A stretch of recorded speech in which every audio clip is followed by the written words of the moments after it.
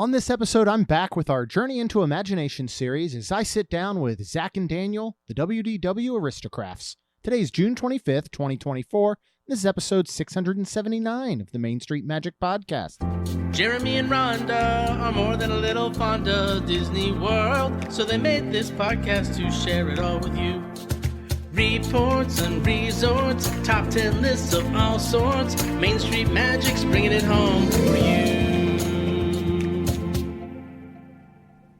Hello and welcome to another episode of Main Street Magic. I'm your host, Jeremy Stein, and while I'm not joined by my lovely wife, Rhonda, today, I will soon be joined by my friends, Zach and Daniel. But first, make sure you check us out on the web at mainstmagic.com, as well as follow on Facebook, Twitter, and Instagram at mainstmagic, as well as on TikTok at MSM Podcast. If you want to be part of the community and join the conversation, in addition to live streams from the parks and our weekly live show, you can head to Facebook and search for the Main Street Magic community and ask to join. And don't forget to hit that subscribe button so you get brand new episodes every Tuesday and Friday. If you're planning that trip to Disneyland or Walt Disney World, it can be very overwhelming and at times just downright frustrating, especially when it comes to booking your advanced dining reservations. But don't worry, because Mouse Dining removes the frustration of booking Disney dining reservations, alerting you when they spot availability for your desired restaurant, date, meal, and time. Visit msmfriends.com to use this free service. Zach and Daniel are WDW pass holders and a Disney-loving couple whose previous YouTube channel focused on Disney pins, parks, projects, and more. Today we talk about content creation, underrated and overrated Disney movies, the battle against the Epic Universe, a fifth gate, Disney negativity, and a whole lot more. Let's welcome in Zach and Daniel. Zach and Daniel, hello and welcome to Main Street Magic. Thank you all so much for joining me this evening. Hello, thank you.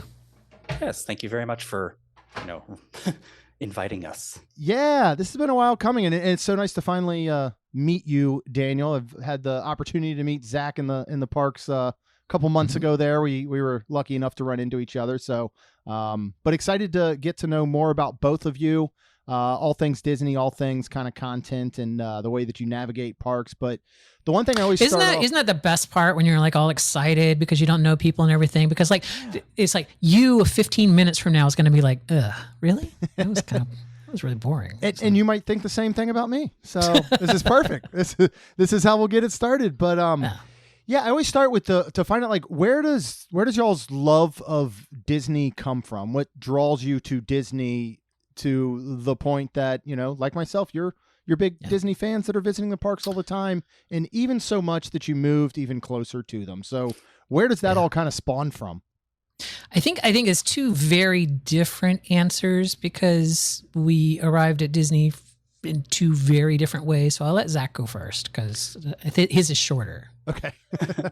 So my first visit to Disney was back in 1995, maybe, when Disney was a vacation destination for me because I'm from the Midwest originally. Okay. And then I did not visit Disney again until technically I visited Disneyland first when we were in California in 2017. And then we came back here and we moved to Florida, and I can't actually tell you what it was. Maybe it was just like stirring up those childhood memories and being like, oh, this is fun. I like this. And it's not just for kids. There's plenty of things for me as an adult in his mid to late 30s to do here as well. Yeah. So that's that there. Yes, it was much shorter. I love how to the point it is, though. It's like I went, I liked it, I wanted to continue going. Yeah. I mean, ultimately, isn't that everybody's story? Yeah. I mean, really, when you get right down to it. It really is. No, my first trip to Disney was before I could remember. So there's a picture of me on Main Street underneath the Christmas tree in December of 1971. My dad was holding me. So I have been at Disney World every single year since its opening. A few years off when I was living in other parts of the country. But yeah, I've always been when I was a kid, I'm a native Floridian, obviously, and I grew up close enough to Disney that, in high school, when you skipped class, that's where you went. You went to Disney. It's like this. Disney has just always been a part of my life. When I was in my early 20s, Pleasure Island was happening, was a big thing. So a lot of my early 20s were spent with the Pleasure Island annual pass, going there all the time and counting down to New Year's Eve every night. And then, it's just I had moved away from Florida for quite a few years. And when Zach and I, I'd say like probably about a year after we were together, we were living in Georgia, and our company decided to relocate things back down to Florida. And I'm from here, and I kind of missed it. And so, we moved back down to Florida and immediately, started going to Disney. So Wow. it's one of the things. So I'm an OG Disney. That's fan. awesome. Yeah. Wow. I think we even used part of the moving expenses that the company paid us to go to buy our Disney. first set of annual passes. That's awesome. Yeah. I love that. Yeah. Man, skipping I'm gonna get school and fired going now. to Disney. Dang. Now that's pretty sweet. Yeah. That's awesome. So were you an annual pass holder back then? I mean, was everybody, I guess, at that point? I honestly don't even know the history of annual passes. Funnily enough, the annual pass program didn't come along until I was in my 20s. It originally started as what they called Disney's 3-season salute. So it would primarily be spring, fall, and what's the other one that I'm missing? Spring, have two fall, choices, and pick winter. one. Yeah, spring, fall, and winter. Basically, you couldn't go in the summer, but the 3-season salute was, basically 3 months out of the year you could go to Disney without paying your admission. And then they expanded that to a 4-season salute. And then, I don't know, several years after that, they actually converted it, to the Florida resident annual pass that we all know and love today. There didn't used to be different tiers. It was just you got the annual pass. You were blocked out for the summer. You were blocked out Easter and Christmas. Other than that, you could go. What was the question? Yes, I've been annual pass holders for as long as there have been annual passes, but not contiguously. Like I said, I moved away, and so there's a period in the early 2000s where I wasn't in Florida, so I don't know what happened at Disney. Okay. Do you roughly remember like a cost around what a cost was back then for when those annual passes were first introduced? Yeah, I want to say I found a 3-season salute in my Disney box. That's why I keep looking over here. It has the price stamped on it. I want to say it was either $118 or $120 for the 4 seasons. So that was the 4 season. I also have like 1-day ticket from back then, which was $38. Wow. Back in the mid 80s, mid to late 80s. Also, as I was reminding somebody else the other day, the whole concept of going into the park and riding all the rides for free wasn't an original concept. That didn't come along until the mid 80s. We were still using coupons, right? We would the ticket books, and so you would pay a very low admission price to get into Disney, like $3 or $4.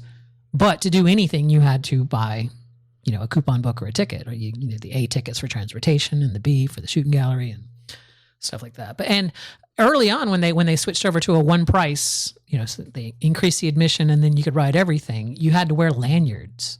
Like that's how the cast members knew that you had prepaid and that you weren't just sneaking into the line. That you had the lanyard. Wow. So So, and now I know I've already gone off on a tangent because this stuff just fascinates me. So, like with those coupon books, were you buying what you wanted specifically for that trip, or were you purchasing the entire book and using whatever? Right. So they had combinations of books. Okay. It started off with just you could buy a book, the most commonly used tickets. So like, a single book would have like 2 A's, 2 B's, 3 C's, 4 D's, and 5 E's, right? E's were your big ticket, your Space Mountains, your, that's where the e-ticket attraction, that phrase comes from. It required the e-tickets. But if you were there and you just wanted an extra D ticket, or you could also buy individual A, B, C, D, E tickets, they would cost more than the book, right? The book was a bundle and it was cheap. And then later in the ticketing phase, before they went to the one size or one price eats all, rides all, they had E coupon books. So, for a discount, because a lot of people were buying the E tickets. And so they bundled it. You could buy like 5 E tickets for a discount on what you'd buy them individually. So, okay. Interesting. Yeah. I have one of the ticket books, from then. Yeah. We used to have all these things just shoved in drawers and whatnot. Oh yeah. I have the October 1st, 1971 edition of the Tampa Tribune that was stuck up at our lake house for a long time, and I rescued it. It's probably disintegrated by now, but every so often I'll pull it out and read it. It's, a day of fun doesn't come cheap, I think what it was. And a family of 4 could be expected to spend upwards of $40 for a day, including hotel. Wow. So, oh, if only. My parent, let's see, this will be my parents' 50th anniversary. So they got married in 74 and they went to Disney. So they actually flew down from Maryland. That's where I grew up. And they flew down, I think, the day after their wedding, got married on a Friday, flew down on Saturday. I think they might have gone to the park Saturday and came home Sunday. And that was their honeymoon back in 74. Wow. And so they have some of those ticket books, and they've got like a brochure from the hotel, and but it's all behind, it's all stuck to a page behind plastic. So I've never like unearthed them to try and flip through anything and see what it looks like, because I'm pretty sure it would just fall to pieces at this point. But it is really fun to look at, because you forget, unless you were there, you forget. People used to swim in the Seven Seas Lagoon. Like, there was out in front of the Polynesian was a swimming area. Yeah. It's like you could swim in the lake. You took out little Sunbird sailboats. Those little 2-man sailboats you could take out, paddle boats. Most people, because they still have the pontoon boats, but you've always had those and the little, what do they call them? The Sprites. Although I haven't seen the Sprites lately. So they don't rent those anymore. Yeah. I think those are done. So you both then are adults living in Florida. You've decided to start creating some content, to start a YouTube channel. Why? Like, what was your process in deciding that that's something you wanted to do, and then going through with that and starting to create content? Like, what was that kind of all about in creating your channel? I like gadgets, and I've always done podcasts. Like I do a podcast that I do with my best friend that we've been doing for the last, 20 years. It's a big gay podcasting community that we are part of, that we know people from and whatnot. So the concept of doing a podcast with Zach was, an easy jump. But I think because we wanted to play around with cameras and stuff, and we had been watching a lot of Disney vloggers, we're like, well, instead of doing a Disney podcast, we could do, like a YouTube channel. And Zach wanted to do something focused, right? He didn't want it to just be a general channel where you go to the park and ride the rides or whatever. Yeah. And so we had just started doing some pin trading. So we kind of, started as just a pin trading channel, all the way up until the point that they shut down pin trading. Yeah. And then we had to pivot, and we ended up back at a podcast. So, but that's my story. Again, there's always two sides. So I'll let Zach. Yeah. Well, I was going to say, Zach, what was that like? Had you done anything like that before, where you're doing something on camera in your voice? No. And I hate the sound of my own voice. Everyone does.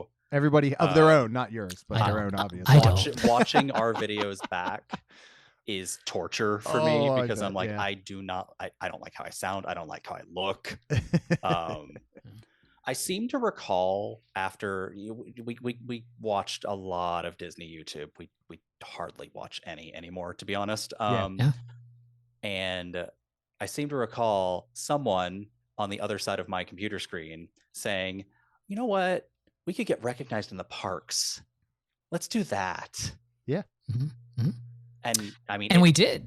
Yeah. So it kind of started a little bit like an egotistical thing. Like, let's see if we can be as big as, a Mr. Morrow or a Tim Tracker, which we never did. We never did. We never will be.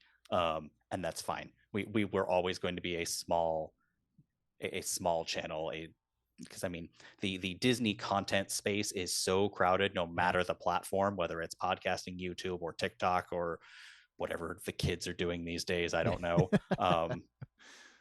But yeah, so I had never done anything like that. And then he suggested we do it, and we did. And, here we are now. We haven't put anything out in months. We all have been busy. We moved. We have been busy. We moved, but then I'll let Zach fill in the rest, because I don't believe there will ever be another episode. I think we're pretty much done, mostly because we could set up a space for a studio in this house. However, it would require a lot of finagling, because the main room in the house is all tile, which means the sound bounces, which means we would have to install those sound thingamabobs. But I mean, the big one is I'm currently on the road literally to becoming a cast member. And once I'm on, I don't want to accidentally say something that's going to put my job in jeopardy. So Interesting. I think we're done. Yeah. And I mean, realistically, losing one podcast isn't going to kill anybody's, podcasting is weird. It either catches on or it doesn't. It's really hard to, at any point, kind of spike your listener base. You pretty much, when you start off new, that you've got this very small period of time to kind of make an impression and get people to start listening. Yeah. And I think, we left with 1,000 subscribers, 1,400 subscribers to our account. And it's like, we're happy with that. And we'll just kind of, we never intended to make money, or this was never we both have real jobs that we enjoy doing. And so this is nothing more than a hobby. Yeah. Right. And we had always said, if it ever gets too tough, or we ever get bored, or, extenuating circumstances, then we'll let it go. Yeah. We'll quit. And that's the blessing of it, is that it was never our primary source of income and was never going to be our primary source of income, because once you tie your fate to something like that, you're along for the ride, no matter how much you might end up hating it. Yeah. And I always feel sorry for people who have made their living off of talking about, let's say, Walt Disney World. And I'm talking about blogs, right? So there are a couple of blogs that they make the entire way that they make their living and hire staff and pay staff or whatever. It all comes down to, talking about Disney and new things at Disney and reviewing things at Disney and blah, blah, blah.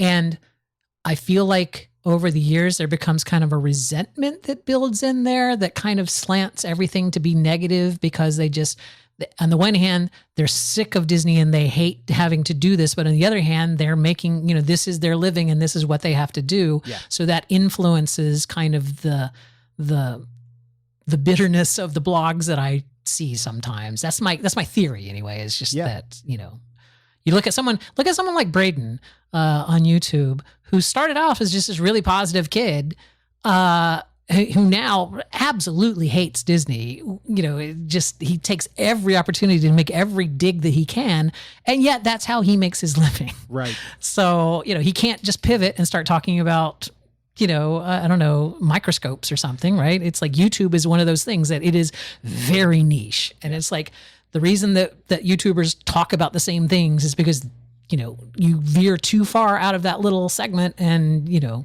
lose viewers. So, yeah. Well, and the other thing on that side is that at any point, Disney can sever any artery they want that feeds into the, so, when you are a full-time content creator, at any moment, Disney can decide that they're shutting this portion off, that portion off. They can one thing you do that they don't like, and they're, revoking your annual pass or something like that. Well, or even less extreme. I feel like the posting the full ride ride point of view of Tiana before any of the bloggers could even ride it, I felt was like a little shot over the bow, kind of like, hey guys. Yeah. Those millions of views you get by tripping over each other to be the first. It's like, we could be first always. Yeah. Mind you, everything I've seen, I'd never watched the ride POV. Apparently it was terrible. Yeah, really. They shot themselves in the foot with it. Yep. Yeah. It was edited. I watched it. Yeah, it was edited to take out parts where you would have just been floating.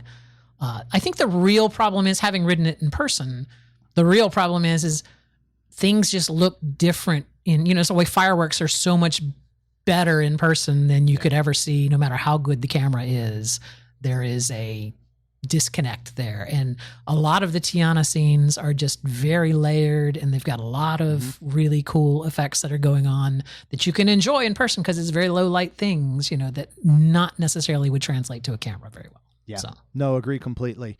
Do you ever see getting back into, because Daniel, you're still doing that podcast with your friend, but do you see the two of you ever doing something again that maybe outside of Disney? Is there something else that you're passionate about that you could see like, hey, we like doing this as a hobby, so maybe we'll go into another space, in another topic?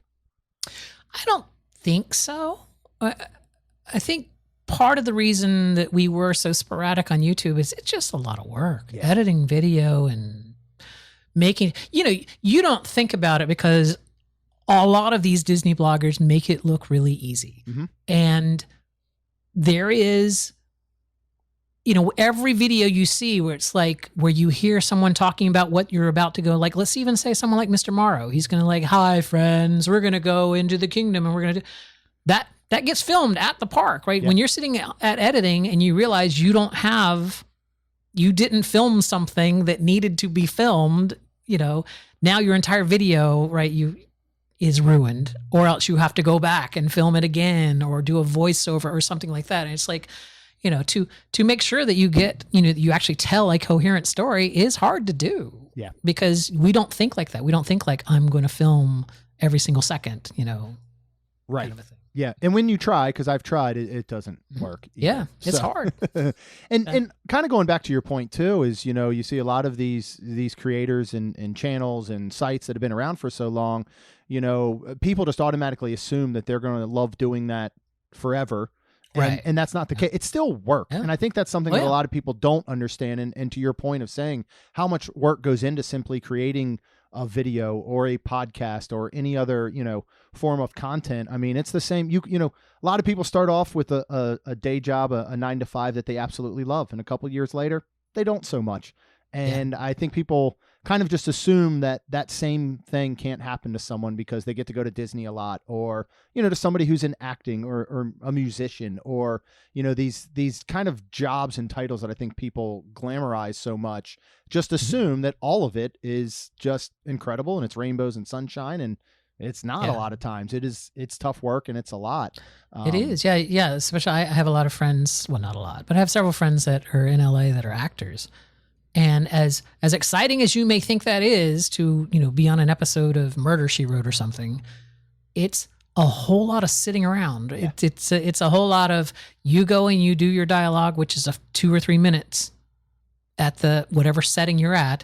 And then you go sit in your trailer for an hour while they move the cameras to a different position so that you can film that exact same scene again from different angles, but they got to change the lighting and this, so an actor literally sits on set for 16 hours a day. Most of that time is just sitting around waiting for stuff so that they can get up and say their 3 lines, right? Yeah. That's got to take a lot out of anybody. It does. Yeah. I mean, I'm sure it does. And the same thing goes with planning and preparing and doing a lot of these things. So, well, I definitely want to get to know more about you guys. So we're going to move to the hat. Right? Listeners, he's reaching for the hat, which means we've reached the 15 minutes where he's now sorry that he asked. No, this is the part this is the best part. Yeah, no, this is going to get just better and better than it already is. So, we'll go through and I'll pull randomly some questions and, cool. We'll get through a couple of these and cool. Y'all can I promise just I'll let well. Zach talk because I feel like I have really been dominating the conversation. Hey,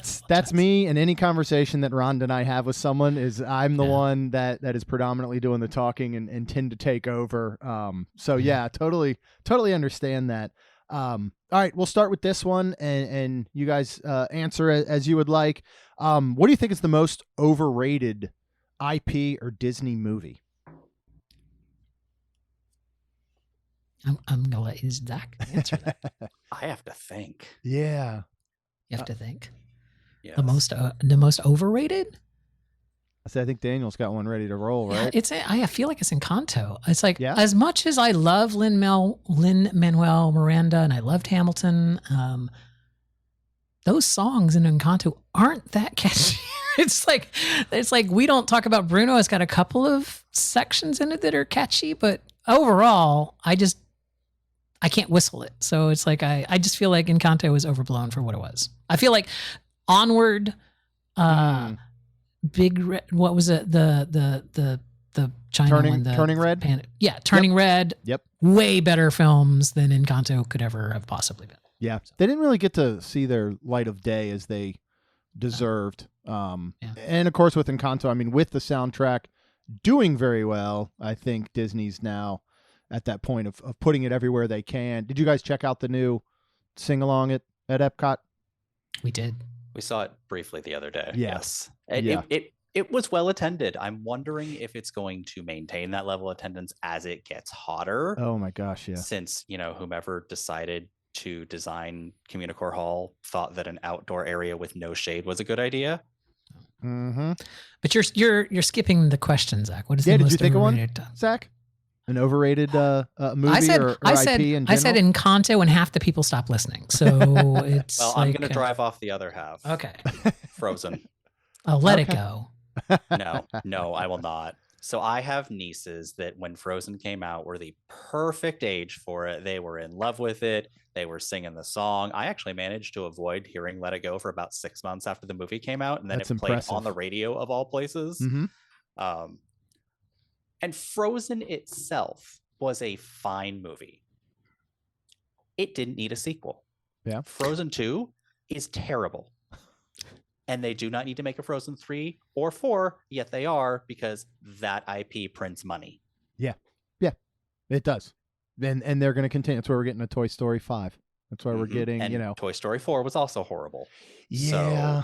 I feel like Toy Story 4 would have been better if it had been called a Toy Story story. Like, because it wasn't the Woody toys. and It was Bo just, Peep's excellent adventure, basically. Yeah, or something. Like if it was, how kind of like they do with, Star Trek or something. Like they'll have subtitle, it's all Star Trek, but this part is Deep Space Nine or whatever. It's like Toy Story 4 should have just been Woody and Bo Peep, right? Or Yes, you could have the Woody different story. offshoots. Yeah, different offshoots that aren't within that entire actual, I guess, same timeline as it goes on. So you had Buzz Lightyear sitting around in Toy Story 4, and he said 6 lines or 6 words the entire movie. That's a good point, actually. I don't think I'd ever thought of it that way, but that's you're spot on with that one.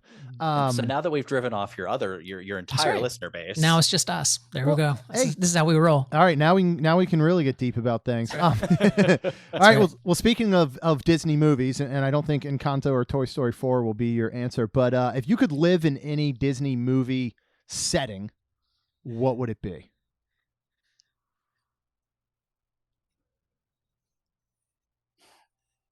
That's a tough one. Wow.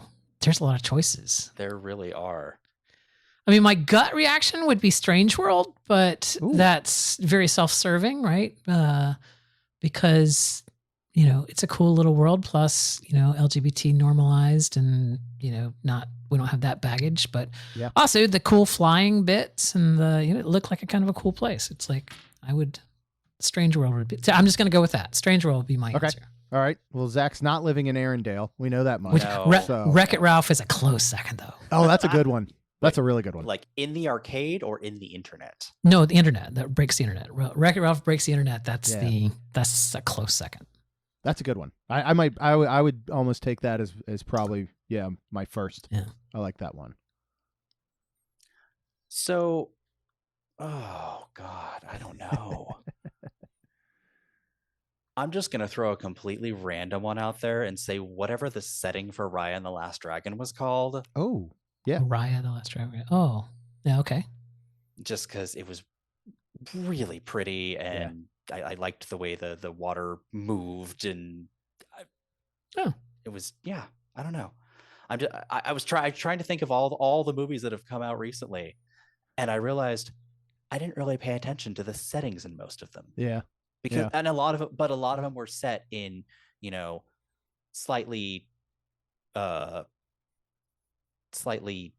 fictitious versions of real places. Right. Yeah. Like you can't say Luca, you can't say Turning Red, you can't say, I guess, Onward, because that's, any small town American city. But Well, and a lot of it, that I think, has- comes down then too to looking at location versus time period. You know, Yeah. like I mean, I would say Moana, but I don't want to live during that time period. I'd want that. That's interesting. You know, we have this saying. Well, I have this saying that Zach tolerates me saying because he's heard it 1,000 times. But when I hear people complain about the new DVC tower at the Polynesian Resort, I always say Polynesia is a place. Yeah. It's like Main Street USA is a time. Yeah. It's like, so if you were to go to modern day Polynesia, there are modern hotels there. So it's like saying that this doesn't belong in a Polynesian setting is just demonstrably wrong, right? It's like Polynesia is a place. And, you know, as long as you could go to that place and see these things, then it's good, right? Yeah. Main Street is a time. You can't put like a Tesla on Main Street, right? Right. It's like, Yeah. Well, speaking with things like that, I don't even know if this question's in the hat, but I mean, how do you feel about the current state of, I guess you could say, the Disney fandom, and with, you know, I mean, all of this, everything's changed since COVID. I mean, everybody's attitudes to everything has changed, whether it's positive, whether it's negative. I feel like, you know, nobody's the same coming out of that time period as we all were going into it in some shape or form. And I think the negativity that surrounds, you know, Disney World in general has just become, you know, has just heightened so much. yes. I mean, what do you think that even stems from? I mean, I can't, you know, we can go back to Communicore Hall in Plaza, and I agree. I don't understand the design aspects. I don't understand what Disney was thinking with this that took 5 years, you know. For me, and we talked, you know, about how, I think before we pressed record, how much we all love Coronado Springs. You know, a lot of people, when Grand Destino was going up, were probably sitting back and going, I don't know about this big tower at this resort, but I don't remember hearing that, which was 2019. But Right. now we're getting pretty much the exact same situation in many ways, other than it just being DVC related over at Polynesian. Like, what changed with this fan base that there's so much negativity now that surrounds it? I feel like. I think I don't think it's a Disney exclusive thing. I think Yeah. this is Life. more global. Yeah. And I think honestly, I think it has to do with how we consume media over the past 10 to 15 years. It's like we have definitely shifted away from, you know, sitting at home watching network television on a you know, a Friday night at 7 p.m. to make sure that we see the show that we want to see, right? It's like everything now is on demand.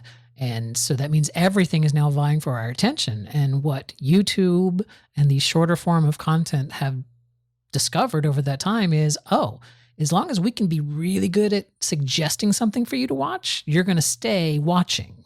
Yeah. And I think by watching us, those algorithms have learned that negativity gets people to stay and watch. You know, when you read a headline, it's like Disney did the dumbest thing, and you're a Disney fan, you're probably going to click and see what it is they're talking about. And that is a repeating cycle in our politics, in our entertainment, in our, you know, it's like things that are negative get us to react in a way that things that are positive don't. Yeah. And it may be that the positivity is ultimately better in all respects, but it's hard to measure that if they're not responding in this. So, you know, in our metrics driven society, algorithmic society, right? More engagement means better. Well, we engage more with negative material. So hence, you know, negative material must be better, right? So Yeah. I'm sorry. I went off.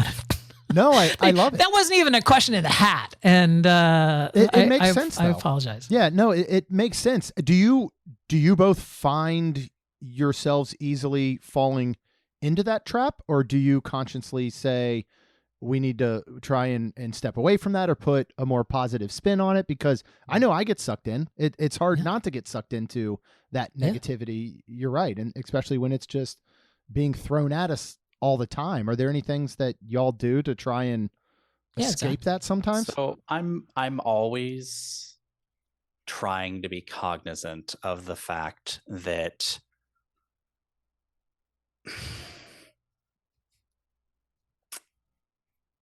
I don't know where I was going to go with that.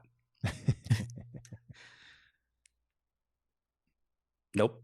Just left my head. Okay, no problem. I'll come back So to it. I feel like Disney has or any company as an abstract is something you could be like, they're just money grubbing, people that did this for nefarious reasons. Right. But we all work for companies and we all realize that it's like, there are a lot of good people in those companies. And oftentimes things are just misunderstandings or things are just bad policy. And there's no greedy, evil guy sitting back in the background, rubbing his hands together going, I'll get him now. It's like, it really is just basic human incompetence sometimes, but people ascribe some kind of nefarious thing, right? Or reasoning behind it. Zach and I are both stockholders of Disney. And, when these things happen, it's like, it's a big company. Things happen. I think the people behind it have, good intentions or, if no matter how much you may dislike Disney, you have to give them the fact that they do respond to negative criticism, that they do change, they do alter and try to, be very self-reflective. As far as corporations go, certainly the people that work there are great. So, I don't know. I think that's the thing is people say, people being, people on the internet, on Diz Twitter, on whatever, on Diz Talk, people say Disney does X, forgetting that Disney is a company made up of 70,000 employees or something like that. Yeah. In Florida. And most in Florida of alone, those, and most of those people have no say in any single one of those decisions. Yeah. All that comes from the top and trickles down. Yeah. So, the weird design philosophy of Communicore Hall was Imagineers doing their job, following marching orders within the budget they were given. Mm-hmm. Like any project. Yes. Yeah. And I'm a project manager. Yeah. And I think the thing that a lot of people forget is budgets can change at any time. Project plans can change. They shouldn't, but they can. There might be a once in a century global pandemic, which I know people say that's not an excuse anymore because these plans were approved, after COVID. I'm like, don't know how long these things in advance are planned. Yeah. Disney you also have to hire contractors to execute the plans, and they may not be available because of the pandemic. But go ahead, I'm sorry. Right. But no, it's just I think it's really easy to get sucked into the negative groupthink and realize that this is a company made up of people who are just doing their jobs to the best of their ability. And if you don't like the final product, that's fine. But don't take it out on the people who are literally just, trying to make a living. Right. And doing what they love. And, I feel like it's hard to be positive in this community without getting labeled a pixie duster or whatever the negative terms people throw around are. Isn't it crazy? That's the negative term. That's what's so crazy, Yeah, but it's just, I just try to approach every discussion from a rational, neutral point of view and be like, look, there are positives and negatives to everything. Does the company make a lot of decisions that I do not agree with? Absolutely. But I'm not going to let that negativity color how I view them and how I view, all their projects or their future as a company. Like you've got a bunch of people who are just ready to write them off. Right. Yeah. For every little thing. Yeah. It's like, are they making a bunch of silly business decisions? Mm-hmm. Yes. But guess what? That's Disney's prerogative. Yes. If you want to change that, go get a job at Disney and try and influence them from within. Right. Of course. Yeah. Yeah. It's also, it could just be a manager, some VP that's trying to make a name for themselves that does this. What I learned from my brief stint of working in a very large company earlier in my life is bureaucracy is a function of size, not a function of public-private. So when we think about government and how inefficient and lumbering government is, it's not just because it's government, it's because they're big. Yeah. And you look at any big company and there are just insane, stupid, bureaucratic things that you have to do to get anything done. You can't just call IT and have them, fix your password, whatever. It's got to go through 6 channels and it takes a day. And so that day you don't work because you're locked out of your account, whatever. It's like, they don't care. It's all just, this is the system and we play by the system and what. And Disney is a huge company. And are there stupid projects and bad things that happen? Yeah, because every company has badly done projects or whatever that somehow make it to the top. Right? That's all just internal politics and bureaucracy. It's like, but I don't think that, Bob Chapek was vilified to the point that everyone, thought he was hiding behind trash cans on Main Street and was going to jump out and pick your pocket or something. It's just like literally they were upset that Bob Chapek, like if the operating hours of the kingdom changed, that's what the CEO of Disney does. Right. He calls up and sets operating hours. Yeah. Let's close Animal Kingdom at 6. That trash can 5 feet. It's like, personally, he flew to Florida, moved the trash can, and left, and was out. I know. Yeah. But at the end of the day, this is entertainment. I love Disney because Disney is fun, and I do things over at Disney because I have fun doing them. And it's like, they may occasionally change things that I don't agree with. But on the whole, I've trusted them for 50 years to entertain me and they've not let me down. Yeah. So that track record is hard to, just let go at just because they did one boneheaded thing. Yeah. So.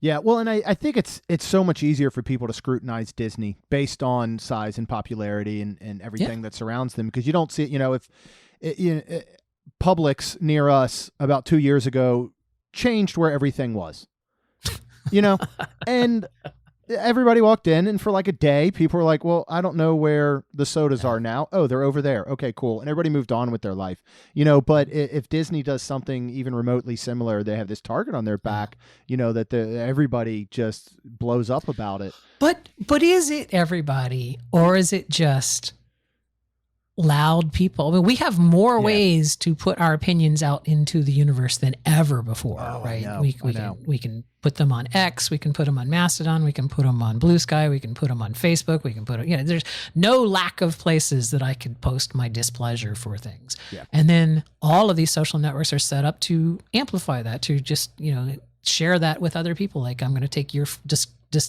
disdain and I'm going to pass that along. So I feel like, what was my point? I just feel like, the negativity is it's entertainment. It should be, enjoyable. Yeah. There. Sorry. Yeah. I know. I parked my bike and I forgot where I left it. So. Oh, I do that all the time. But I mean, that's why I haven't even reached in the hat for another question yet, because we just keep chatting about this stuff. But and the other thing you have to look at too is, if you take the average family that goes to Disney, first of all, they have no idea what Communicore Hall and Plaza, for example, was going to be. They don't care what it is now. It's the people that are so fixated on every single step that Disney takes, the ones that are, kind of blasting that out to all these areas. But, we took one of Rhonda's best friends back in April, and she hadn't been since I think she was a kid. She had only ever been to Epcot when she was super young. And, for her, she's walking around and seeing all these things that, Rhonda and I are like, man, I can't believe they changed that. Or, oh, that's great, they changed that. She doesn't have a clue, down to the point that I would start to be like, hey, do you want to ride? And she'd stop me and be like, don't even tell me what it is, because if I get to ride it, cool. And if I don't, I won't be upset that I missed out on something because I don't even know it exists. And I think those in the Disney community, a lot of us that are so focused on it, often overlook that. We're the ones that often bring that negativity. It's and not to say that family doesn't come in and attempt to use Genie Plus and get frustrated and maybe they didn't do enough studying and get prepared enough, but overall they don't even know that free Fast Pass existed or that paper Fast Passes existed. They don't have that history to go off of.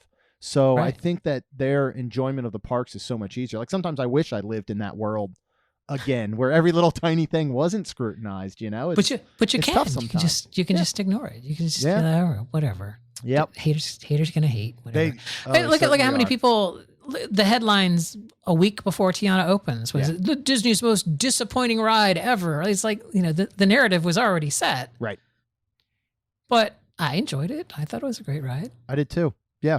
I love, and that's going back to what Zach was saying about, Imagineers were tasked with saying, you have to put this IP in this location. Yeah. Do the best you can. And that's what I think they did. Now it might be a different story if they said, hey, we have a piece of land that we're going to expand in Magic Kingdom beyond Big Thunder is where something like this was going to go. It is clear. It is a blank slate. And then they built something that maybe people thought, wasn't exactly what they wanted. But I think they did a wonderful job of the task at hand, which was put this IP in this space that people are going to, raise a ruckus about and do the best that you can. And I think that's what they did there. So, yeah, a lot of it had to do with the bureaucracy. Mm-hmm. Oh, the changing social environment post like George Floyd and them standing there with this big racist dog whistle. Yeah. kind of going, oh, we should, things are getting bad. We should probably address this. Yeah. Right. Or else we won't be able to. So I think that had a lot to do with it. Right. Yeah. It's the climate out there was, look, we all know this is stupid. You've had plenty of time to address it. You really should address it. Yeah. Yeah. So. And so they did. And at some point, hopefully that whole other side will let it go. We'll see. Maybe they can, maybe they like Frozen. They'll like that throwback there. I heard that Frozen was the most overrated property that Disney had. I don't remember where I heard that. Yeah, that was right here. We'll hit rewind. Well, okay. Well, this might actually be a good follow-up question. So if you either individually or together were named CEO of Disney tomorrow, what is the first thing you would change? And we'll stick to Walt Disney World and the parks, not as like a whole global organization, but what is the first thing you would look at changing as CEO of Disney? Zach, I've talked a lot. Oh, God.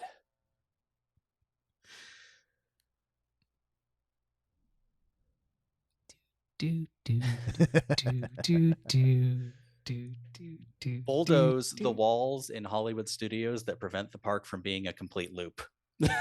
Oh, okay.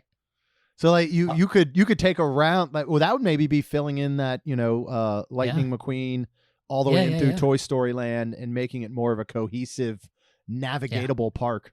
I like. Yes, it's I the like only that park idea. that has so many dead ends that you literally Just spokes. you have to turn around. Right. Yep. Yeah.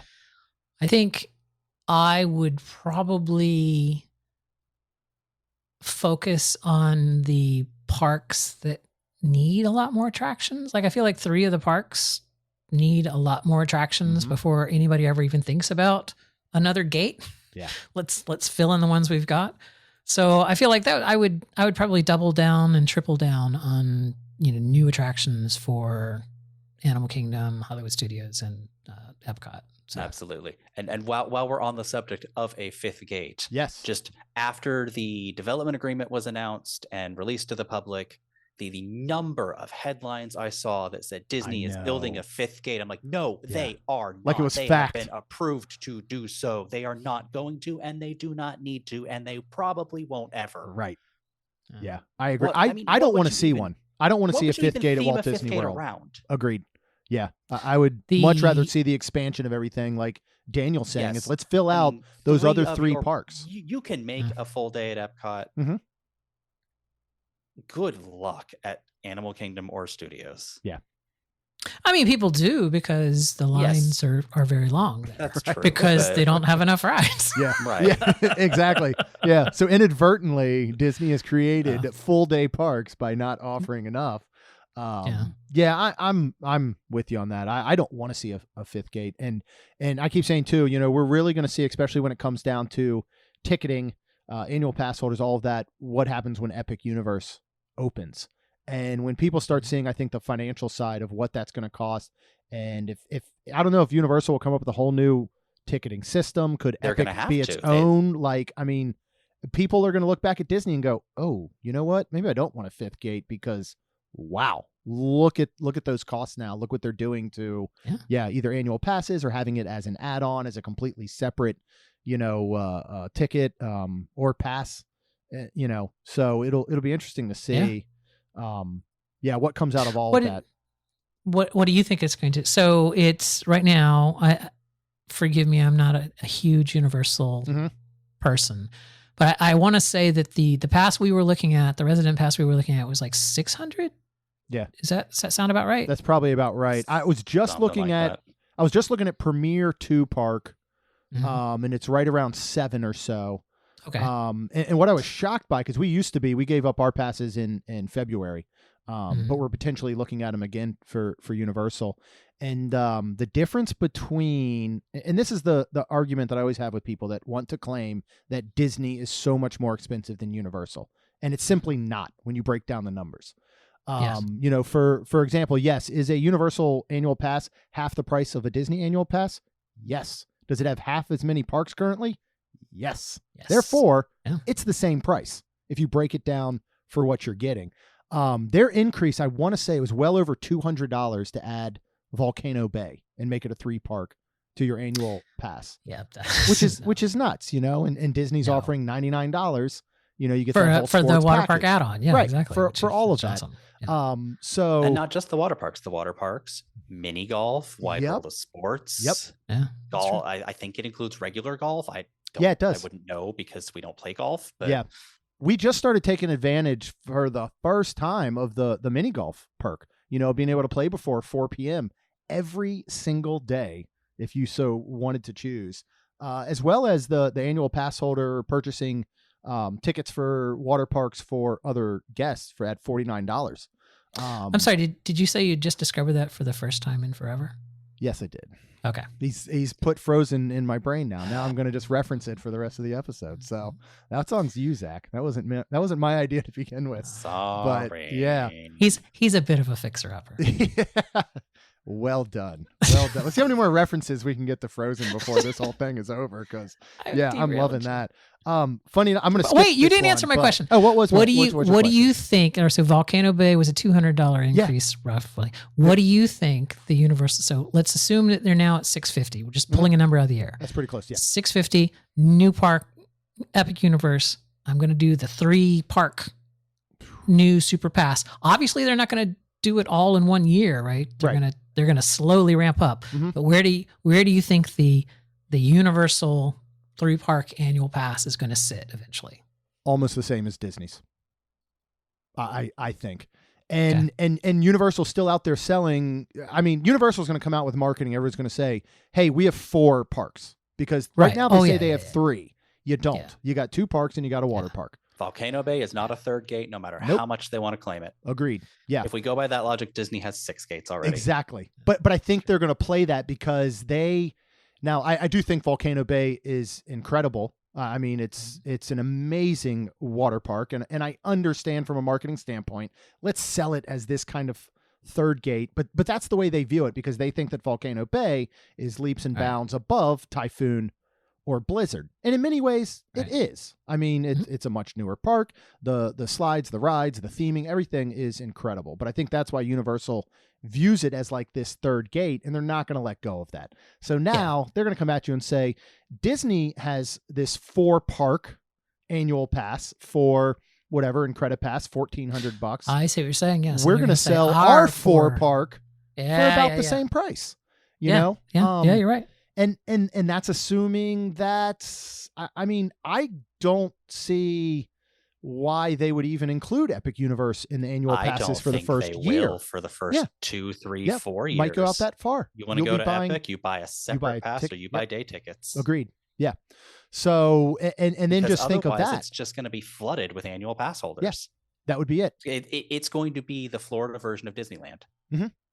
Yep. I really hope it's worth it for them. But yeah, we'll see. I'm interested. What is your prediction? First year numbers for Epic Universe? Oh, I wouldn't even know where to start. I feel like. Well, Universal is 10 or 11 million, I want to say, for Universal and Islands of Adventure both. It roughly Combined? out to about 11 million apiece. So Epic Universe first year. I mean, I don't see why it wouldn't hit that on its own. Plus, and of course I don't have it in front of me the sizes as far as Epic compared to those. Obviously, I feel like it has so much more that's going to be available and to do. I mean, they're building every land with multiple rides at this point. I feel like with 2 to 3 rides, everything's got a restaurant, entertainment. I mean, I do think they're going to pull in numbers. I don't know how much they're going to. So I feel like the numbers here, 2023 numbers, Universal 11.03 million. That was Universal Studios. That's just the studio side. But you know what? This has always bothered me about theme park numbers. Can I park my bike and go off on a trail here? Please do. Yeah. Those 10 million people that go, 11 million people that go to Universal Studios, and then they say also 10 million people went to Islands of Adventure. I would hazard a guess that Venn diagram of those is almost a perfect circle. Yes, especially there. So it bugs me when we talk about these attendance numbers separately, because in my mind, Disney has 21 million visitors a year because that's what the kingdom has, right? It doesn't have 21 million plus 10 for Epcot, plus 11 for, whatever. These are all the same people. They're within the same bubble probably, or within a margin of error. So to me, Disney has 21 million a year. Universal is at 11 and a half million a year. Yeah. So Disney's roughly twice the size of Universal. Yeah. Yeah. Things change in the world, but they don't change fast. No. So honestly, I don't think Epic's going to do more than 10 million in the first year. Yeah.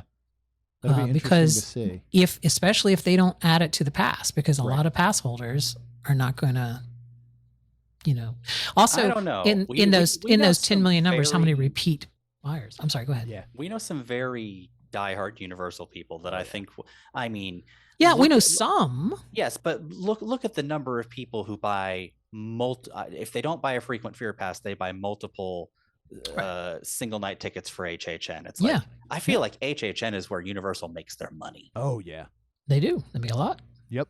I mean, they also make a lot in their theme park, but yeah.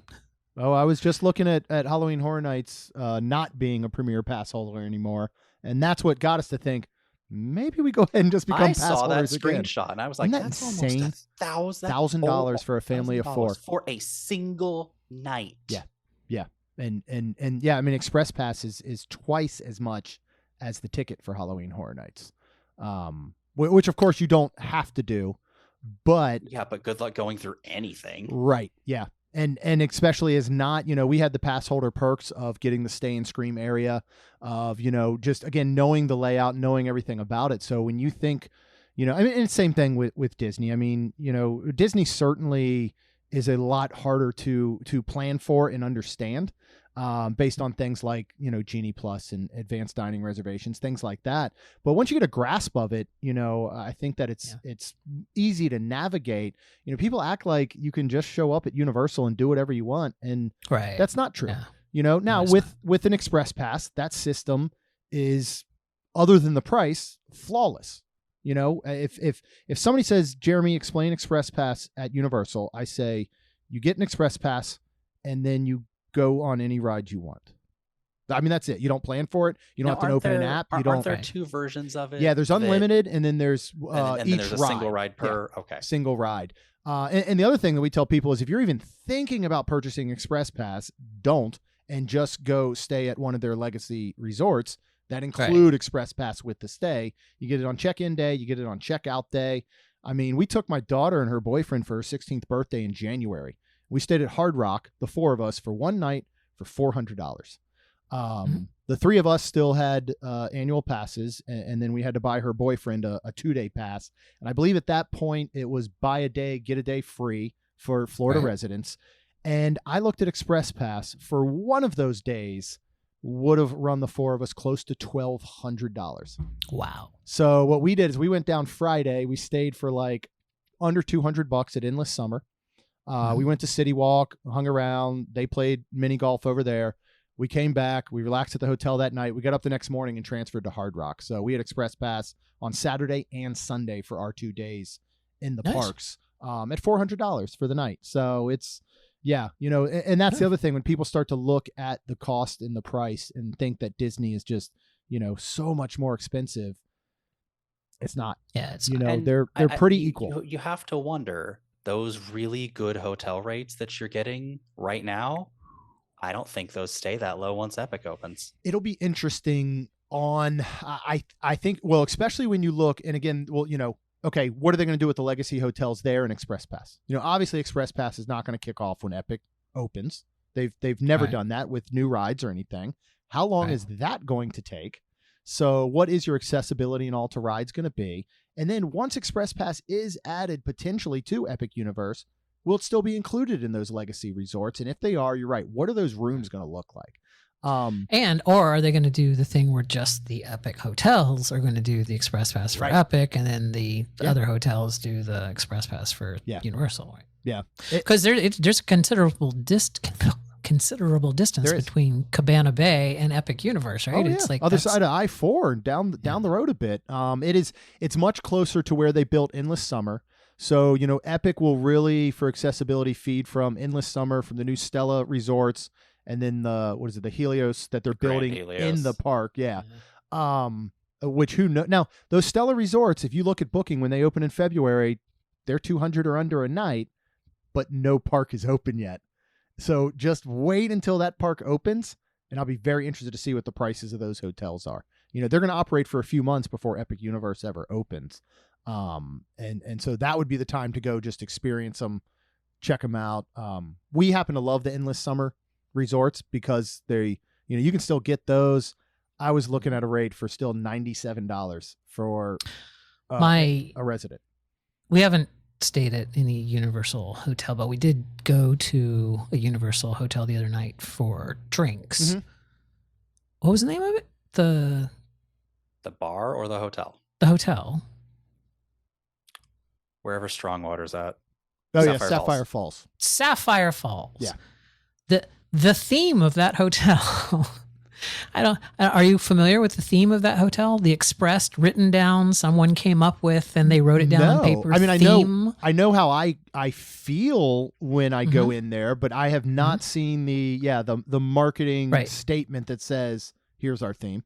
It was pretty sure like a Friday afternoon theme. Like this is one of those, phoning it in. Get it done. Yeah, we got to. It's Friday. It's 5 o'clock. The theme for the Sapphire Falls Hotel is an elegant tropical resort.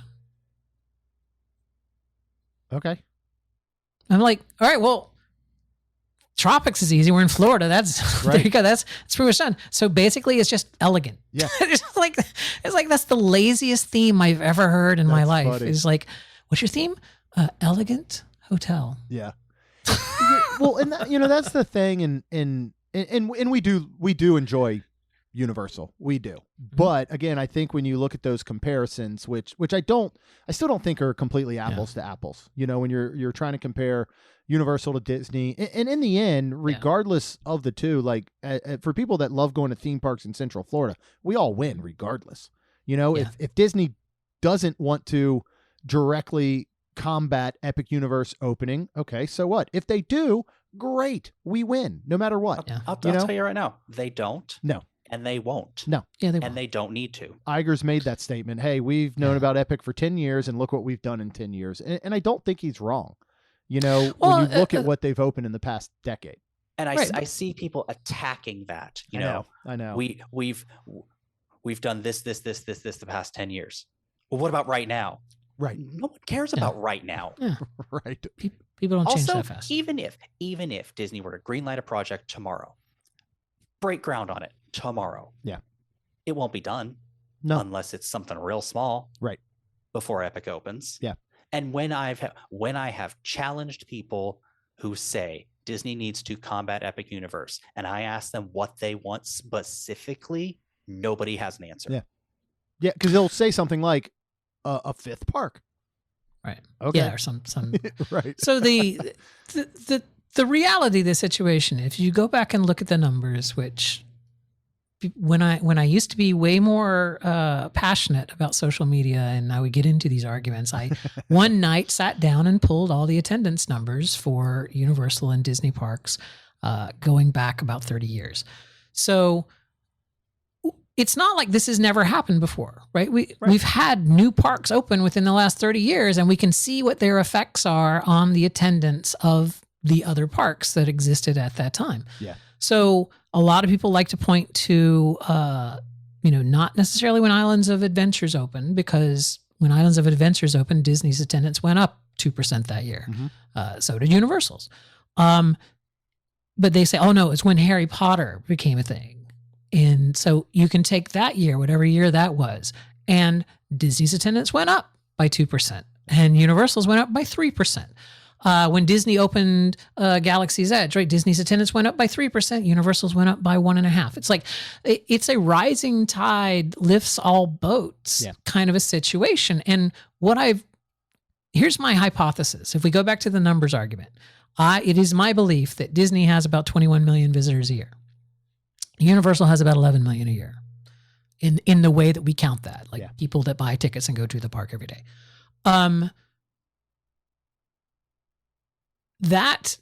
What was I going to say? Oh, that's not the peak numbers, right? Like those numbers can still grow. Like Disney can still have more than 20 more, right?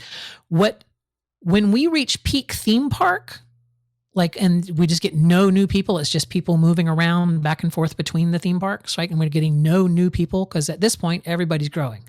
When we reach peak theme park, then we can start to worry about that. Yeah. But we're not there yet. I think really what you want to pay attention to next year after Epic opens is the attendance number for SeaWorld, because SeaWorld is your canary in the coal mine. Yeah. Right. SeaWorld is this little park that makes, gets about 4.5 million people a year that come there. Right. And it's been steadily growing, but it's never going to do big numbers, whatever. It's kind of a one-day throwaway park that doesn't fit with anything else. When it stops growing, that's a good indication that we're at peak theme park, right? When Legoland and SeaWorld start struggling, then, okay, we've saturated the theme park market. We're not going to get anyone else to come here to do a theme park. So I don't think Epic's going to hurt Disney at all. My prediction is Disney's numbers will go up. Universal's numbers will go up. Yeah. Legoland's will go up. Everything. It's like, it's a big event that's going to bring brand new people to Florida, and those brand new people that are coming here for Mario, either their parents or somebody else is going to go, we're right at Disney. We really should just go to the kingdom, and check it out. Right. Yeah. So it's like, and I think see it'll be people saying, Disney's a 3-day thing, Universal's a 1-day thing, and Epic's going to flip that. I'm like, so what? Disney still gets a day's worth of business out of you. They're still making money. Yeah.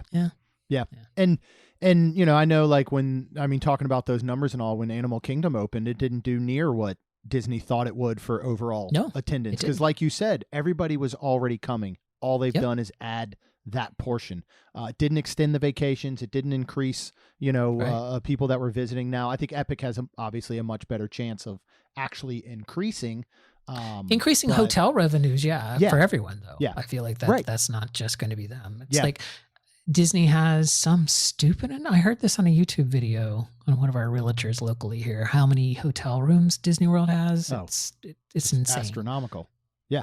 But that they fill per night. Right. It's just like, Yeah, I know. Yeah. And I think everybody is just assuming that Epic is going to pull all these people from Disney, and we're just going to walk into empty parks like nobody's Epic's going to open and Disney's going to shut down. Right. That's, exactly. In no world is that going to happen. Right. You know what it is we were all raised off of the blue laser, red laser world. Like that was our steady diet of cartoons growing up. Like you had the very clear good guys and the very clear bad guys, and they fought each other out with their accessories that you could buy. Yep. But we were brought up in this binary thinking, right? So we just do this in everything now, like Apple versus PC, right? And it's not enough that they both succeed. One has to win, and the other one has to fail spectacularly, right? Every discussion on theme park social media devolves into an us versus them, and it doesn't need to. Disney and Universal cater to two different audiences.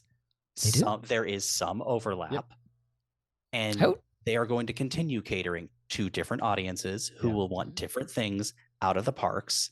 Why can we not just let the parks exist? Right. And that may even change over time. Yeah. Like you may be I love Disney, I'm going to do Disney. And then you go to Universal and then you love that and you switch over. And then a decade later you switch back. It's like, you know. And it changes. It either changes or it doesn't for everyone. My wife and I have gone to Disney ever since she's gone her whole life because she's a Florida native as well. I've been down here for almost 20 years and we started taking our kids when they were younger, and it made sense. It was like, all right, Disney is the place for our family of 4 with 2 young girls who we can dress up as princesses and they want to see the characters and all of this. And up to 2 years ago, when they decided themselves as 2 teenagers now, we don't want to go to Disney anymore. That's not for them. Universal was falling much into what they wanted to do. Now, Rhonda and I go to Disney, just the 2 of us. We haven't jumped ship over to Universal. I know a lot of people might. Universal seems like that marketing would be like, hey, Rhonda, we should really be at Universal. Disney's for families. That's what they're telling everyone. Universal's more for the adults, or the older kids. But there is space to enjoy one, to enjoy the other, to enjoy both. And again, we win in that aspect. We missed having the girls at Disney World when we got, passes to Universal. It was nice to be able to go with them again and experience something like that in a vacation. But, it wasn't the end all be all where we just thought, all right, well, we're 2 people in our mid 40s now. Our kids are older. They don't come. So guess we go to Universal, it just doesn't work that way. You need that competition, right? Yeah. In anything, right? If there's only one internet provider in your area, then you're going to be paying the maximum amount of money for the least amount of bandwidth. Yep. But if there's 2 internet providers in your area, suddenly everybody's tripping all over themselves to give you gigabit service for $30 a month, right? It's like, competition keeps everybody on their toes, right? When you're a monopoly, then, I heard it was bad. I feel like, speaking of monopoly, that we really have monopolized your entire. How long do you go on this show? Because I feel like I want to be going here for a bit. Well, I want to be I want to be respectful of your guys' time. So what we'll do, because I love the way this conversation went, and we can always talk off air sometime about some more questions, but I do want to finish this off with some kind of semi-rapid fire, because these can go any way they want. With both of you, I've got a list of some stuff as it relates to Disney World, and we'll go through and see what you guys think. So your favorite Disney snack? Zach. The various caramel cookie sandwiches at Caramel Cuccia. Gingerbread is the best. Yes, it is. I had the carrot cake once, and it was actually decent. It's pretty good. The snickerdoodle is fine, but I was really happy that year when they had the gingerbread around for like most of the year. It is so. But I'll take it during the holidays good. If that's when I can get it. My issue with the carrot cake one is I wish the carrot cake had actually been a cookie as opposed to more of an actual cake. Yeah, and I think it would have been better if they had turned that carrot cake portion into cookie and then filled it with the buttercream and all like they did the other ones. But Daniel, favorite Disney snack? Coconut white chocolate ice cream from Le Glacé. What's it? The Artisan de Glacé. Oh, Artisan de Glacé. Yeah. Have y'all done the sandwich thing there? Yes, the brioche brioche sandwich. Yeah. I wasn't a fan of it. What do you remember? What you got? Because you get to pick your styles, right? We had it once, and I don't remember what we picked. It made the bread too mushy. Yeah, I can see that. Nobody likes soggy bread. No, not at all. Especially not that lady from that show. Nobody likes a soggy bottom. Yeah. Favorite. This is why we were such popular YouTubers. Is those timely anecdotes like that. No, I like love that it. Lady, that lady from that show. Yeah. Go ahead. What was your next question? Favorite Disney park, and how often does it change, or does it? Epcot. Okay. I kind of thought you were going to say that. Epcot, I love the aesthetic of Animal Kingdom, just going and just enjoying the vibes. But Epcot is very much the park that we go to most often, and the one where I find myself enjoying things most. Yeah. Daniel? Animal Kingdom. Okay. Yep. Do you now that you are a true local again? Do you find you visit just saying, because I feel like that's still very much a locals park. Is that what gets your attention? No, actually, I don't think we've been to Animal Kingdom since we moved. That's funny. But I still love Animal Kingdom. Yeah, I do too. I go to Epcot all the time because there's festivals going on and stuff. It's not right now. But I'm just saying. Yep.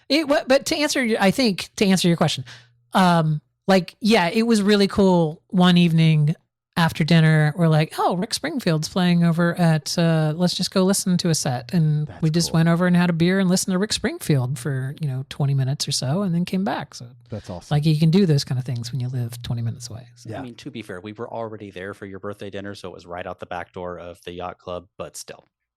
Yeah, but you still walk right in. No Exactly. park reservation needed at that point, right? That's right. Favorite attraction? Ooh. Jungle Cruise. Mm. Mine like that. changes a lot. Yeah. I would say currently my favorite attraction is probably Expedition Everest. Okay. Which you haven't written in forever because you haven't haven't written gone it to since- Animal Kingdom. Yeah. Right. Well- Something could still be my favorite and not have ridden it recently. That's true. Yeah, no. Yeah. Expedition Everest. That's a badass coaster. That's a great It coaster. is. It is. One of my favorites. Favorite attraction that we no longer have. So a defunct attraction. A defunct And I'm attraction. excited to hear your answer, Daniel, since you've been going Yeah. since the park Oh, opened. the Golden Horseshoe Review. No, let's see. It's such a dumb one. It's Snow White's Scary Adventure, which is now a princess meet and greet area there, Mhm. but it was a stupid kid's ride, but I was a kid. Yeah. And the little evil there was this mirror effect where the queen was looking into the mirror and then she turned around and she was the old hag. And it was, it was two different animatronics. Anyway, but not to spoil anything that's no longer there, but just anyway, the point is, yeah, it scared the hell out of me. I love that ride. I rode it as a teenager just because I had fond memories of riding as a kid. So that would be the one that I miss the most. Okay. If it existed today, I would make Zach go on it every single time we were at the Kingdom. That's awesome. I'm Zach, do you have one? abstaining from answering this question because I've only lived here since 2017 Okay. and therefore I don't have the nostalgia trap that so many people in Disney social media do. Yeah. Where it's like, I don't have any attraction. I don't have any attachment to past attractions because I wasn't around for them. Right. So The original O Canada. Oh, yeah. They replaced that since you've been here. oh yeah, with That is Moira Martin. Rose. But it used to be Martin Short, and Yeah. we watched that version as well. Anyway, go ahead. But Next question. here's the thing with the new one is that they leaned so much into Martin Short, and they did not do that with the new one. When you have two of Yeah. like the most popular Canadians ever, and all they Yeah. did was voiceovers, and not even like as them. I felt like they were like, Right, look, yeah. just read this script as monotone as you can. People that don't know this is who is, are the hosts, probably will take them a little while to even figure it out. Like they had I feel like they had a gold mine. If they would have leaned into it the way they did with Martin Short, I think it would Yeah. be so much better. So I think it went, way downhill. I think we've only seen the new version once. Favorite quick service anywhere on property, resorts or springs, any of the parks. What's your favorite quick service? Satuli Canteen, and there is absolutely no other contender. I would tend to agree very closely with that. Well, I would have said Satuli Canteen, but You since still he's can. You but can, since you he can. said it, I will give a nod to Flame Tree Barbecue. Okay. All right. I'd put Satuli, Docking Bay 7. Primo Piatto is an outstanding quick service over at Riviera. It Not been there. flies under the radar, and you can go to Bar Riva and order anything on the Primo Piatto menu. So you can go sit there, relax at the bar, get whatever you want from there. Favorite to check table it out. service, when that can be fine signature, standard table service, show. Mhm. Mhm. Go ahead, Zach. Now, are we talking special occasion table service or just, where if I'm going to go to dinner at Disney, I'm Do going both. to go to. Yeah, do both. What's the one that you would just be like, hey, let's go sit down at Disney. Here's where you're going. And then pick one that's more like we're doing, birthdays, anniversaries, something like that. A tie between Le Cellier and Yachtsman for special occasion. Yep. And for just, let's not go spend $300 on dinner, Toledo. Oh, good picks. But I like the Toledo with the pick. caveat that I want pre-COVID Toledo back, Yeah. when you could make an actual tapas meal out of Yes. it and still get out for under $100. Yeah, I do miss that. We went opening night and we just ordered like all of those tapas. We just had pretty much everything on that portion of the Like menu. it's a tapas restaurant that has 4 tapas on Right. the menu. I know. Well, I will give a nod to the burgers then. Rick's Canteen at Coronado has really great burgers. Yep. Rick's Sports Bar? Yeah, Rick's Work Right. It Yeah, used to yeah, be Canteen. Yeah, sports bar. I don't know Yeah. that we've had a dinner there. We've done breakfast there. We just had We the. go there all the time. Have you done the chicken waffles, the stuffed waffles? The Wachos? No, they have Mickey waffles now stuffed with fried chicken. No. Oh, Yeah. At Rick's? They do. It's interesting. I did not. I was unaware of this. Yeah. I'll have to check this. Now, a reason for me to go to I'm Rick's. pulling up the Yeah. menu now. Yeah, it's Tomorrow's a holiday. They're We'll on go a to Rick's. they're on a stick. I can't remember if it's 3 or I think it's 4 to an order. Last time we were there, I just went down, did a mobile order, picked them up, and took them back to the room for us to try. It's an interesting combination. Rick's takes mobile order? If you're staying there, yeah. Yes, if you're staying there, yes. Well, la-di-da. Yep. Yeah, I mean, you could also probably You're learning. walk to a table and eat it Oh, outside or whatever. for sure. Daniel, what would be your special occasion table service? Oh, Yachtsman Yachtsman. or Tiffin's. Yeah. Ooh, yeah.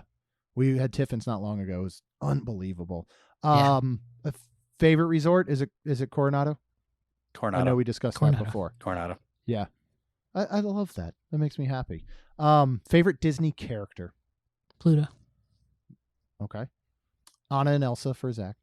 No. No. It's Kristoff. Kristoff, yeah. No. Sven. Would you?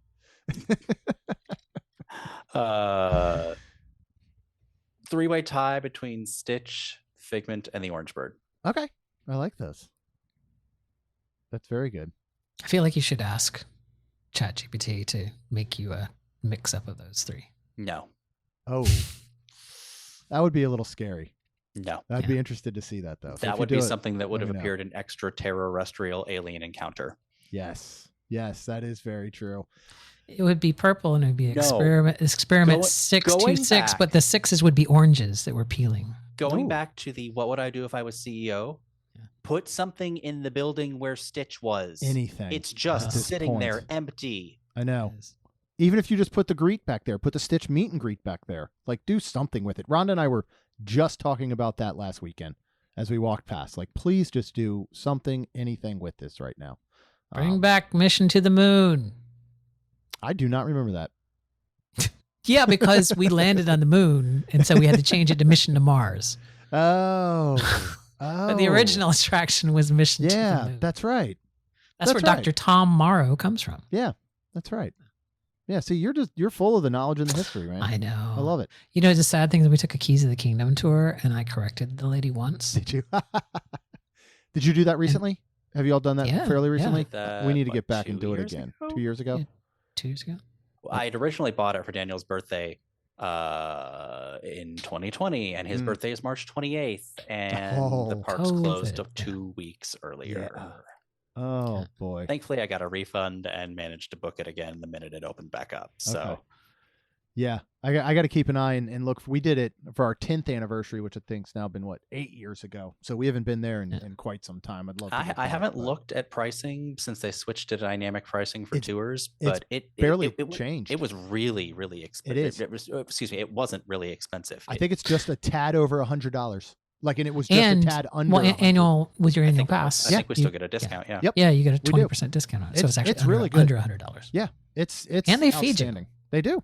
Yep. We loved that tour. Well, thank you so much. Let everyone know where they can find you on social media or anything else you want to share. Daniel, if you want to promote your other podcast with your buddy, that's cool too. Whatever you guys want to. This is promotion time. Okay, I'm on a pod. You all right? You don't want to listen to this podcast. It's 2 gay best friends, and we just talk about our lives. It's very boring. It's called Mix Minus. It's at mixminuspodcast.com. Okay. That's it. I'm gonna check it out. You don't want to hear it. I'll let you know what I think afterwards. All right. But yeah. What about Twitter, X, whatever anyone's So calling it now? you can still find us on the socials under the WDW Aristocrafts handle. Even though we're probably finished with the content creation, I'm still going to keep the account open and keep using it and whatnot, because we've met so many amazing people because of it and because of the platform and the community. So and who knows, I could end up hating working for Disney and quit and we go back to it, but I don't see that happening. Yeah. So, I heard that, ex-cast members that are really bitter, great, that's YouTube gold. Like just constant bad stories about Disney because you're pissed and you hate them. Oh So, yeah. Yep. yeah. Yep. Those are, even if whether it's true or not, or you just got to do clickbait. Oh God, That's the way it's goes. best if it's not true. Oh, it's even, that's the I'll take best. things that never happened for $500. Right. Yeah. The top 10 things you won't believe that Disney makes you do, or, those types of things are always fun. But I will say, with a lot of the negativity and stuff that can surround Disney and the social media channels, when you find the folks like yourselves that are in that core really good community, there's nothing like it when you find the right people and those are the ones that you want to interact with and that you want to build a community with. There's nothing like it. I mean, if I looked at my phone and I text 10 people a day, 9 of them I've become friends with because of Disney or this podcast or social media or whatever it may be. So it really is a pretty cool community when you find kind of where you fit and where you belong within it. And sometimes you just don't look on the other side, what's over there sometimes. But yeah. But I heard someone has friends there. Friends on the other side. That's a Dr. Facilier reference. Thank you for explaining it to all the people who should have gotten it without you explaining it. You never know. I missed my own first time in forever. I wasn't even intending to do that, and it just came out, and Daniel caught it. So, I don't even catch my own references sometimes. But thank y'all so much for spending some time with me. It was so good to get to know y'all better. And now that I know you guys are in the parks a lot more often, living right at the doorstep there, and so we'll have to find a time for Rhonda and I to sit down with y'all and hang out or grab a bite or something, because we'll go over to the Villa del Lago. Yeah. Three bridges at Villa del Lago at Coronado Springs. They couldn't fit all that on one shirt, but get that little margarita flight. Is it a sangria or a margarita? They're the sangria flight there. Yeah. So funny enough, I think they're still using the original ones. The proprietor that helped open that, her husband at the time, like crafted all those and welded all those himself. Because there wasn't anything that existed like that just for them to purchase in mass. And I don't know if they still have the boards. They might have flipped them over. They used to have a did you ever have the shrimp corn dogs that they I guess, or I don't even know what you would call them, the little but they came in like almost like a butcher block kind of and they had holes drilled in it. Yeah. They had to they just crafted all those themselves and drilled holes in them and and then stuck the shrimp and all in there. But yeah, it's one thing I love about Three Bridges. I always say it's kind of like your local mom and pop because it constantly evolves and changes, I think, more than any other Disney restaurant does. They're constantly updating the menu, doing new things. So I will admit I spend more time looking at it across the water from Rick's than eating there, but I will make a point to now that I know this new information. We've only ever been there twice. We went there once immediately after opening and it was horrible. And then it took a little while. We went back a few years ago and it was fine, but it's never going to be my first choice if I'm at Coronado. All right. Well, we're going to meet you guys there at some point. So we'll try and sway you in the ways of Three Bridges. So cool. But thank you all again. So good to get to know you. And we'll see you in the parks and we'll chat real soon. All righty. Zach and Daniel, thank you again so much for joining me. I hope everybody enjoyed this conversation as much as I did. If you want to make sure you catch all the future Journey into Imagination episodes every month, as well as resorts, reports, and top 10 lists of all sorts, make sure you hit that subscribe button and get brand new episodes every Tuesday and Friday. And of course, both myself, Rhonda, and I'm sure Zach and Daniel would be super thankful if you could please leave us a rating and review, because it really does help our show grow. That's all we've got. We'll see you real soon.